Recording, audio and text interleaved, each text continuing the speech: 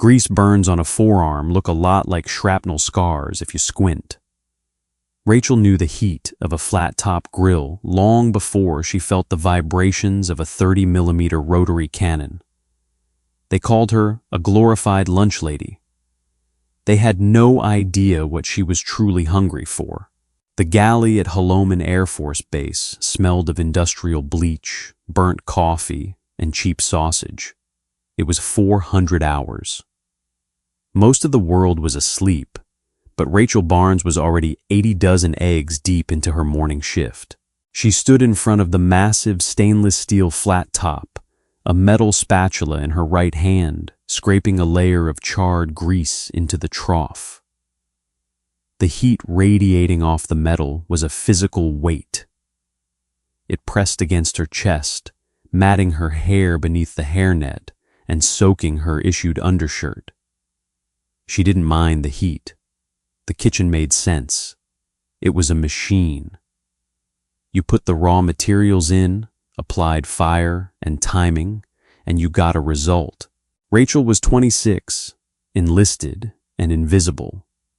To the brass, she was a name tape on a stained white apron. To the pilots, she was the barrier between them and their morning bacon. The double doors swung open, letting in a blast of air-conditioned relief. In walked the early flight crew.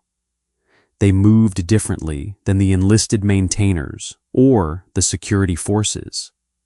They had a swagger, a loose-limbed arrogance born of knowing they operated multi-million-dollar assets that touched the edge of the stratosphere. Captain Bradley Cole led the pack. Tall, with a jawline that looked like it had been machined in a factory, he wore his flight suit like a second skin.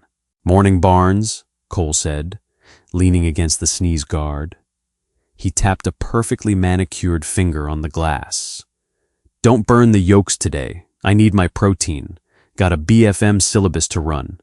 Basic fighter maneuvers, dog fighting." Rachel cracked 2 eggs against the edge of the grill with one hand. The hiss of the yolks hitting the iron was her only answer. She scooped them up, flipped them with a flick of her wrist, and slid them onto a tray. "Always a pleasure, Captain Cole," she said. Her voice was flat, deadpan. She didn't smile, and she didn't scowl. She just worked.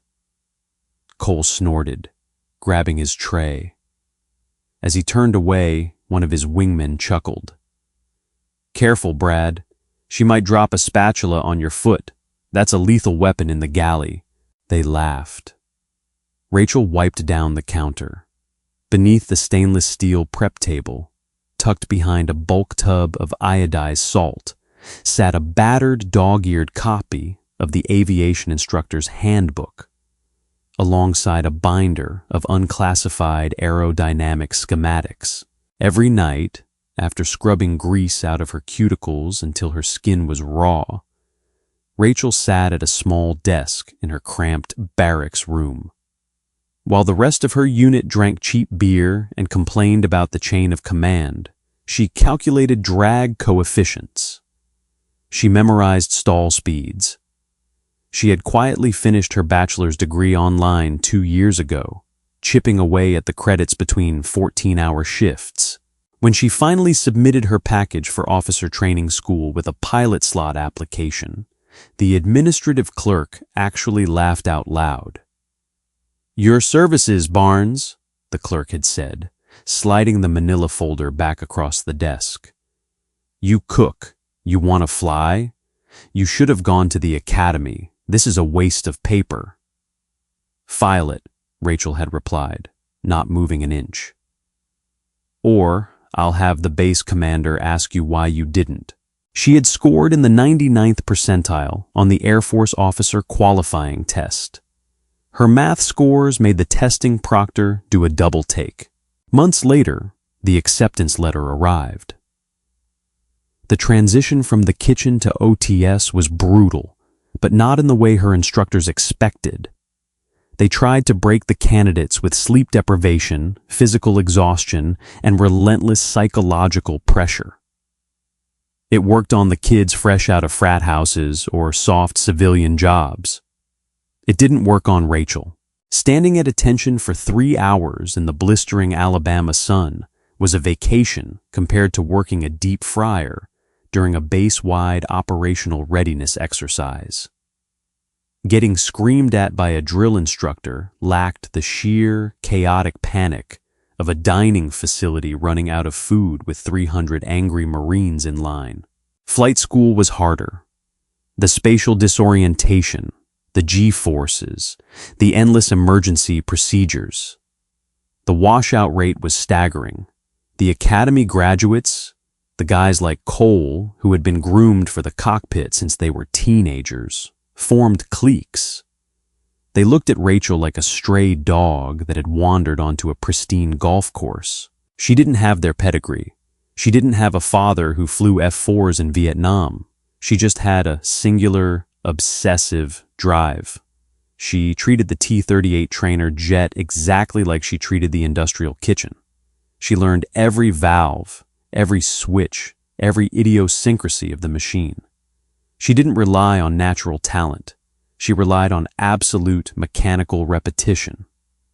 On selection day, the top of the class got the sleek supersonic fighters, the F-22 Raptors, the F-35 Lightnings, the fast glass. Rachel didn't get fast glass. She got an assignment to a platform most of the Air Force brass actively wanted to retire. A relic. She got the A-10 Thunderbolt II. The flight line at Bagram Airfield was a miserable strip of concrete, baking under a merciless Afghan sun. The air smelled of diesel exhaust, burning trash, and aviation fuel. Rachel walked across the tarmac, her boots crunching on the loose gravel. She wore a heavy torso harness over her fire-retardant flight suit, her helmet bag slung over one shoulder. She was a first lieutenant now. The silver bars on her shoulders were tarnished by the relentless dust. Ahead of her sat her jet, the A-10 Warthog. It was, by any objective measure, an ugly aircraft. It lacked the swept-wing grace of the F-16. It wasn't stealthy. It was a blunt instrument. A titanium bathtub surrounded by heavily armored engines, with a massive 30mm 7-barrel GAU-8 Gatling gun sticking out of the nose. It looked less like an airplane and more like a flying piece of industrial farm equipment. Rachel loved it. She walked the perimeter of the aircraft, running her hand along the cool gray metal of the fuselage. It was covered in soot from the gun exhaust. It was a blue-collar jet for a blue-collar pilot. The fighter jocks in their air-conditioned cockpits looked down on the A-10. They called it a mud mover, a slow, lumbering target. Captain Cole had ended up here too, flying F-15E Strike Eagles out of the same airfield. He had seen her a week prior in the Tactical Operations Center. "Still flipping burgers, Barnes?" he had asked, leaning back in a folding chair. "Just doing it in the mud now, I see. Try not to hold up traffic when you're crawling around up there." Rachel hadn't engaged. The F-15s dropped laser-guided bombs from 30,000 feet. They rarely saw the faces of the enemy. They barely saw the ground. The A-10 lived in the dirt. Close air support wasn't about high-altitude dogfights. It was about flying low, slow, and dangerously close to the terrain, putting steel exactly where the ground troops needed it. The infantry didn't care about sleek aerodynamics. When a platoon was pinned down and bleeding, they didn't pray for an F-35. They prayed for the terrifying, guttural roar of the Warthog's gun. Rachel climbed the ladder and strapped into the cockpit. There were no touchscreens here. It was a claustrophobic array of analog dials, switches, and thick mechanical levers. It felt heavy. It felt real. Hog 1-1, cleared for engine start. The tower crackled in her headset. Rachel went to work. Her hands moved over the console with the same fluid, unconscious rhythm she once used to crack eggs and flip heavy cuts of meat. Battery on, inverters on. APU start. The massive engine spooled up with a high-pitched whine that settled into a bone-rattling hum. She taxied out to the runway, a heavy, lethal beast loaded with high-explosive incendiary rounds, white phosphorus rockets, and a pair of Mk-82 unguided bombs. The patrol was supposed to be routine. 3 hours burning holes in the sky over a barren, jagged mountain range in the east, waiting for a call that usually never came. An hour and 45 minutes in, the radio hissed. It wasn't the calm, measured voice of an air traffic controller. It was the frantic, breathless scream of a young Army radio man on the ground. Any station on this net. This is Viper 2-6, troops in contact. We are pinned down, taking heavy automatic weapons and RPG fire. We have multiple wounded in action. We are combat ineffective, requesting immediate air support. How copy? Rachel's hand tightened on the stick. The cynical, quiet cook vanished. The pilot took over. Viper 2-6, this is Hog 1-1, Rachel transmitted, her voice deadpan, cutting through the panic on the frequency. I hear you loud and clear. Authenticate and pass coordinates. A string of numbers rattled off. Rachel punched them into her system. The coordinates put the pinned-down platoon deep in a narrow, steep-sided valley.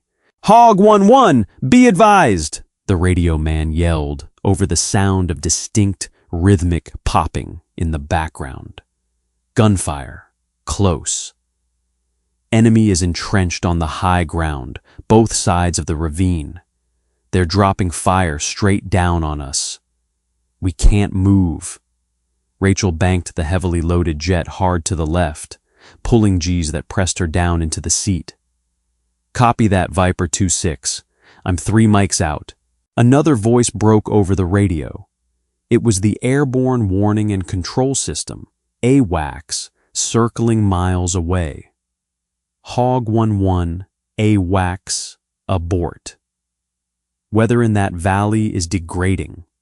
Visibility is dropping below minimums. Cloud deck is at 1,000 feet AGL. You do not have clearance to drop into that ravine. Maintain holding pattern at 15,000 feet until weather clears. Rachel looked out the canopy. The valley was a dark gash in the earth. Thick gray clouds were sinking fast, sealing the top of the ravine like a lid on a pot. If she stayed above the clouds, she couldn't see the target. If she went below them, she'd be flying a heavy, cumbersome jet in a narrow box of rock with practically zero visibility, straight into concentrated enemy fire. The standard operating procedure was clear. You don't fly CAS blindly into a boxed canyon. I'll wax. If I hold at 15,000, Viper 2-6 gets overrun, Rachel said, checking her armament switches. Hog 1-1, that is a negative. Do not descend. That is a direct order. Wait for the Strike Eagles. They are en route with JDAMs. Rachel knew the Strike Eagles, Cole's squadron. They were 20 minutes away, and dropping GPS-guided bombs through a cloud cover into a narrow valley with troops in close proximity was a recipe for friendly fire. They wouldn't risk it. Down in the dark, 18 kids in the dirt were bleeding out. Viper 2-6, Rachel keyed the mic, ignoring AWACS. Pop smoke, I'm coming down. Hog 1-1, AWACS, the radio barked, the controller's voice turning sharp. I repeat, maintain altitude.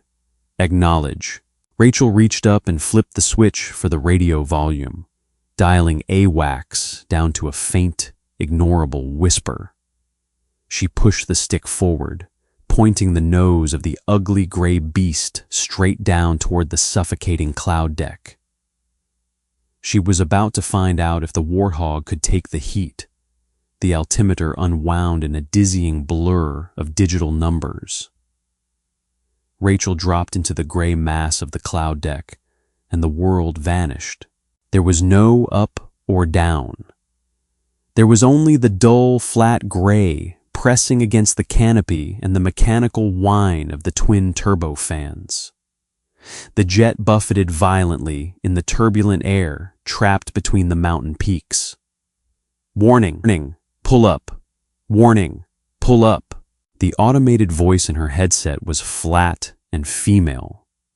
Bitching Betty, the pilots called her. Rachel ignored it, keeping her eyes locked on the artificial horizon and the radar altimeter. The elevation in this region was treacherous.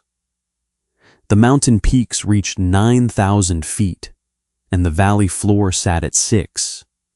She was threading a needle blindfolded. At 800 feet above ground level, she broke through the ceiling. The gray soup evaporated, replaced instantly by the stark, jagged reality of the Korengal Valley. The terrain was brutal. Steep walls of gray shale and scrub brush plunged into a narrow riverbed, and the valley was alive with fire. Viper 26, Hog 11 is below the deck, Rachel transmitted, her breathing steady under the crushing weight of the G-suit inflating against her legs. Talk me on. Hog 11, thank God. The radio man's voice was blown out, clipping the microphone. We are in the dry wadi, southern end of the ravine. Red smoke, popping now. Rachel banked the cumbersome jet. The control stick felt heavy. The A-10 wasn't built for nimble canyon carving. It was built to take a punch. A thick plume of crimson smoke billowed from the rocks near the riverbed, staining the gray stone. Tally red smoke, Rachel said. Enemy positions are entrenched on the eastern ridgeline, elevation 200 feet above our position. They have DSHK heavy machine guns and RPGs. We have 3 urgent surgical casualties. Medic says 2 tension pneumothoraxes and a massive arterial bleed. We need them suppressed now, or we die in this ditch. Copy. Keep your heads down. Rachel threw the A-10 into a steep turn, pulling 4 Gs to bring the nose of the aircraft around. She armed the GAU-8 Avenger. The 30mm Gatling gun was the size of a Volkswagen Beetle. The airplane hadn't been built with a gun attached to it. The airplane had been built around the gun. She lined up the eastern ridgeline in her heads-up display. Green tracers from the enemy positions arced down toward the red smoke like a swarm of angry hornets. She waited. 2 seconds. 3. She needed to be close. She squeezed the trigger on the stick to the first detent, firing the laser, then squeezed it fully. The aircraft shuddered violently. The nose dipped as the massive recoil of the gun literally decelerated the jet in midair. Brrrt! The sound wasn't a crack or a bang. It was a guttural, demonic roar that vibrated through Rachel's teeth and rattled her spine. A stream of high-explosive incendiary rounds and armor-piercing, depleted uranium shells tore out of the nose at 4,000 rounds per minute. The eastern ridgeline erupted. The 30mm shells chewed through the shale, the scrub brush, and the entrenched positions with absolute, indiscriminate violence. Boulders shattered into dust. The enemy fire abruptly ceased. Rachel pulled up hard, banking away from the canyon wall. "Good hits, Hog 1-1, good hits," Viper 2-6 screamed. "Shift fire 50 meters north, they're trying to flank."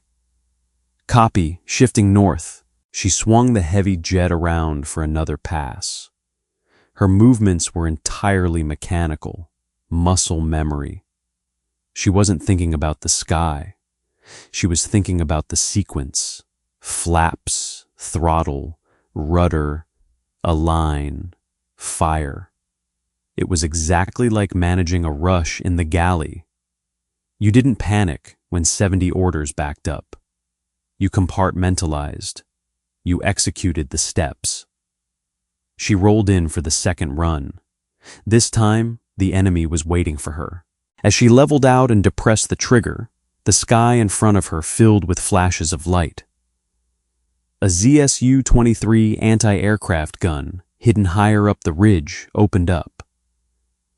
Rachel felt a series of heavy, concussive thuds against the airframe. The jet lurched violently to the right.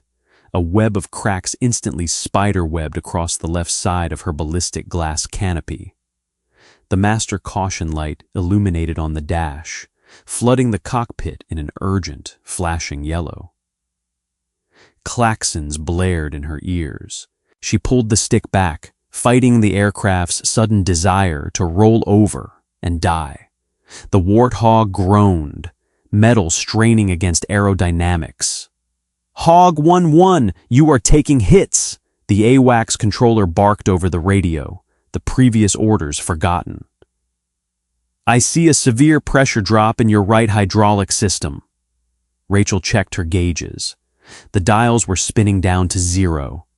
The hydraulic fluid that powered her flight controls was bleeding out into the Afghan air. "Copy," Rachel said, her voice entirely devoid of inflection. "Hydraulics are failing. Hog 1-1, abort the run, eject or punch through the deck, and return to base." "That's an order, Lieutenant." Rachel looked down. The red smoke was dissipating. The ambush was broken, but the enemy was regrouping. If she left, the anti-aircraft gun would tear the inbound medevac helicopters to shreds. The 3 bleeding kids on the ground would die. She reached up and slapped a heavy mechanical switch on the console. Manual reversion. She severed the hydraulic lines, locking the control surfaces into a direct mechanical linkage of steel cables and pulleys. She was no longer flying the jet with power steering. She was flying a 50,000-pound block of metal with sheer physical force. "Negative AWACS," Rachel grunted, using both hands to haul the stick to the left, forcing the damaged jet back toward the valley. "I'm not done cooking."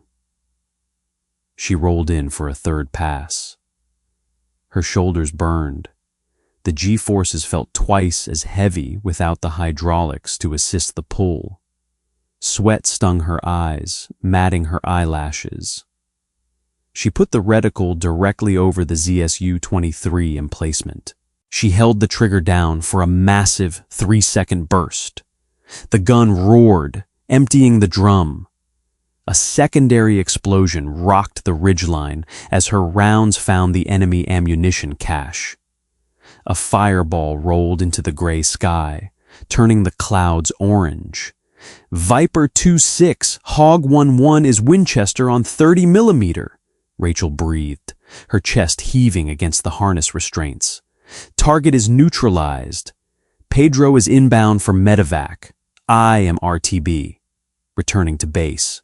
"We copy, Hog 1-1, the radio man said, his voice dropping an octave, thick with a sudden, overwhelming exhaustion. "We owe you our lives. Viper out." Rachel hauled back on the heavy stick, pointing the battered nose of the Warthog up into the clouds. The flight back to Bagram took 45 minutes. It felt like 45 hours. Flying an A-10 on manual reversion is an act of sustained physical endurance. Every minor correction of the pitch and roll required Rachel to physically muscle the steel cables connected to the ailerons and elevators. By the time she crossed the perimeter fence of the airfield, her forearms were cramping, locked into rigid bands of lactic acid. It felt exactly like kneading 60 pounds of dense dough, over and over, with no breaks. The tower had cleared the airspace. Fire trucks and emergency vehicles lined the runway, their red and blue lights flashing in the shimmering desert heat. "Hog 1-1 Tower, you are cleared to land. Wind is 2 knots from the east." "Copy, Tower." Rachel reached for the landing gear lever. She pulled it down. Nothing happened. The hydraulic pressure required to drop the massive wheels was gone. She didn't curse. She calmly reached for a T-shaped handle on the left console, the emergency blowdown. She pulled it hard. A loud hiss of compressed nitrogen filled the cockpit, forcing the heavy landing gear down into the slipstream. 3 green lights illuminated on the dash. The wheels were locked. She muscled the stick, aligning the nose with the center stripe of the concrete. She had no flaps to slow her down. She was coming in fast. The main gear slammed into the runway. The jet bounced once, heavily, then settled. Rachel stood on the mechanical brakes. The brake pads screamed, smoking, as they desperately fought the momentum of the crippled aircraft. The A-10 ground to a halt perfectly centered on the runway, 200 feet from the dirt overrun. Rachel unclipped her oxygen mask and let it drop. She unbuckled her harness. Her hands were shaking, not from fear, but from the absolute depletion of adrenaline and muscle glycogen. She popped the canopy. The blast of hot, diesel-scented Afghan air felt incredible. She climbed down the ladder. Her legs felt like lead. The damage to the aircraft was worse than she thought. The right wing looked like it had been run through an industrial meat grinder. Jagged holes the size of softballs punched through the titanium armor. Fluid was leaking onto the tarmac, pooling black under the fuselage. A blue Air Force Security Forces truck screeched to a halt near the wing. 2 more vehicles followed. Colonel Davies, the group commander, stepped out of the lead vehicle. His face was the color of raw steak. He didn't wait for a salute. "Lieutenant Barnes!" Davies roared over the sound of the idling fire trucks. "You directly disobeyed a lawful order from AWACS. You descended below minimums into a blind canyon, and you nearly threw away a $20 million asset. You are grounded. Hand over your sidearm and your flight gear. I'm initiating Article 15 proceedings before the sun goes down." Rachel stood at attention. Her flight suit was soaked with sweat. Her face was smeared with carbon from the gun exhaust that had leaked into the cockpit. She looked exactly like she had at Holloman Air Force Base, standing over the grill. "Yes, sir," Rachel said, her voice flat. Before Davies could continue his tirade, the heavy rhythmic thumping of rotor blades echoed across the tarmac. 2 HH-60 Pavehawk medevac helicopters banked sharply over the flight line, touching down heavily on the pad near the combat hospital, 50 yards away. The rotors were still spinning when the doors slid open. Army medics sprinted toward the choppers with litters. Colonel Davies paused, watching the chaotic scene. A group of dust-covered, blood-soaked infantrymen climbed out of the second bird. They didn't look toward the hospital. They looked toward the runway. They looked at the shattered, smoking A-10. A man in a torn, dirt-caked uniform broke away from the group and walked purposefully toward the security cordon. He was a master sergeant. His left arm was wrapped in a pressure dressing, soaked through with dark blood. The security force's airmen tried to stop him, but he shoved past them with the immovable force of a man who had just survived the worst day of his life. He stopped a few feet from Rachel and Colonel Davies. He looked at the bullet-riddled warthog, then looked at Rachel. He saw the silver bars on her shoulders. "You hog 1-1?" the master sergeant asked. His voice was a rasp of inhaled dust and cordite. "I am," Rachel said. The sergeant nodded slowly. "I'm Miller, platoon sergeant, Viper 26. He gestured back toward the hospital with his good arm. "My medic just walked out of that bird. 2 of my boys are in surgery right now. Docs say they're going to keep their legs. They're going to live." He turned his head and locked eyes with Colonel Davies. "I don't know what Air Force regulations this pilot broke today, sir. I don't give a damn, but I'll tell you this. If she hadn't come down into that valley, you'd be writing 18 letters to 18 mothers right now. She put those rounds so close to our perimeter, I could feel the heat off the brass." Miller turned back to Rachel. He didn't salute. He reached out and grabbed her hand, squeezing it tight. "You're a lifesaver, Lieutenant. We owe you." He let go, turned, and walked back toward the hospital. The silence on the tarmac was absolute, broken only by the hum of the fire truck engines. Colonel Davies stared at the retreating Army sergeant, then looked back at Rachel. The anger had drained out of his face, replaced by a complicated, grudging realization. He looked at the shattered wing of the A-10, then at Rachel's exhausted, soot-stained face. He didn't apologize. Brass never did. But he didn't ask for her sidearm either. "Get to medical, Lieutenant. Have them check your neck," Davies said quietly. He turned on his heel and walked back to his truck. Rachel stood alone by the wing. Captain Bradley Cole walked up from the edge of the tarmac. He had landed 20 minutes earlier. His flight suit was pristine. His hair was perfectly gelled.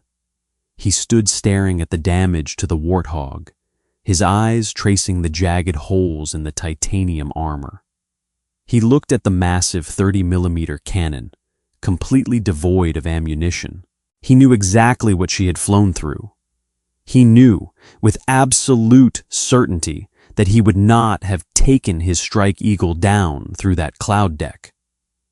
Cole looked at Rachel. He opened his mouth to say something, maybe a joke, maybe an apology. Rachel didn't wait to hear it. She picked up her helmet bag, slung it over her aching shoulder, and walked past him without a word. She didn't need validation from the fast glass boys anymore. She didn't need a parade. She just wanted a hot shower. And maybe, if she could find a clean mug in the galley, a really strong, bitter cup of black coffee. If Rachel's story of defying the odds in the chain of command hit home for you, don't scroll past. Hit that like button to support the real underdogs who do the heavy lifting when it counts. Share this video with someone who appreciates unapologetic grit and raw tactical courage. And make sure to subscribe and ring that notification bell. We've got plenty more deeply human, boots-on-the-ground stories coming your way. Stand by for the next drop.